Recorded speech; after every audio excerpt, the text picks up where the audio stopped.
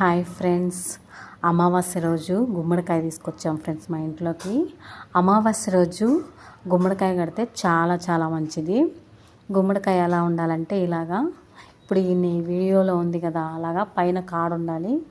బూడిద గుమ్మడికాయ అంటే బయట దొరుకుతుంది, బూడిద గుమ్మడికాయ తీసుకోవాలి. ఇలాగా పసుపు ఇట్లా పైన కాడు ఉండాలి. బూడిద గుమ్మడికాయకి ఇలాగే ఉండాలి గుమ్మడికాయ. ఇలా పసుపు పూసి ఏ రోజు కట్టాలంటే మేము మాత్రం ఈరోజు జూలై 24 అమావాస్య రోజు, ఈరోజు సాయంత్రం దాకా ఉంటుందంట. మేము ఈరోజు తెచ్చుకున్నాం ఫ్రెండ్స్. కాకపోతే గురువారం రోజు, శనివారం రోజు, ఆదివారం రోజు కట్టాలి. కానీ అమావాస్య రోజు కడితే చాలా మంచిది. నరదిష్టి పోతుంది. ఇతరుల నరదిష్టి మన ఇంటి మీద ఉంటే, చెడు స్వభావం ఉంటే పోతుంది. అలాగే మీ ఇంటికి కూడా కట్టుకోండి. బాడిగిల్లు అయినా కూడా, సొంత ఇల్లు అయినా కూడా కట్టుకోండి. మీ ఇంటికి నరదిష్టి ఉంటే పోతుంది.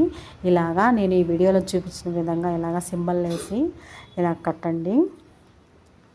స్నానం చేసుకొని శుభ్రంగా చేయాలి. ఇది దేవుడి రూమ్లో చేయాలి, పూజ గదిలో. అట్లా చేయండి. అమావాస్య రోజు కడితే మాత్రం చాలా చాలా మంచిది. మర్చిపోకుండా అమావాస్య రోజు కట్టండి. కానీ మళ్ళీ వచ్చే అమావాస్యకైనా కట్టుకోవచ్చు. ఎప్పుడు ఏ అమావాస్య రోజు వచ్చినా కట్టుకోవచ్చు. దానికి వారం అనేది ఉండదు. అమావాస్య అంటే అమావాస్య. ఈరోజు గురువారము, జూలై 24వ తేదీ అమావాస్య. ఈరోజు కట్టుకుంటున్నాం మేము. అలాగే మీరు కూడా నరదిష్టి అలాంటివి లేకుండా మీ ఇంట్లో కూడా కట్టుకోండి ఫ్రెండ్స్. లైక్ చేసి సబ్స్క్రైబ్ చేయండి ఫ్రెండ్స్. నా వీడియోస్కి ఫాలో చేయండి. ఇలా కట్టుకోవాలి. ఇలా బొట్లు పెట్టాలి. నరదిష్టి అంటే దానివల్ల చాలా చెడు జరుగుతుంది. అందువల్ల నరదిష్టి ఉండకూడదు. వేరే వాళ్ళ చూపులు మన మీద చెడుగా ఉండకూడదు అనేసి కడతారు. ఇలాగా అబ్బా వాళ్ళకేమి ఇలా ఉన్నారు అలా ఉన్నారు అనుకుంటారు కదా,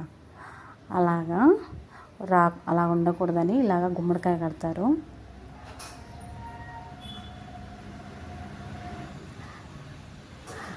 అలాగే మర్చిపోకుండా లైక్ చేసి సబ్స్క్రైబ్ చేయండి ఫ్రెండ్స్. నా వీడియోస్కి, షార్ట్ వీడియోస్కి.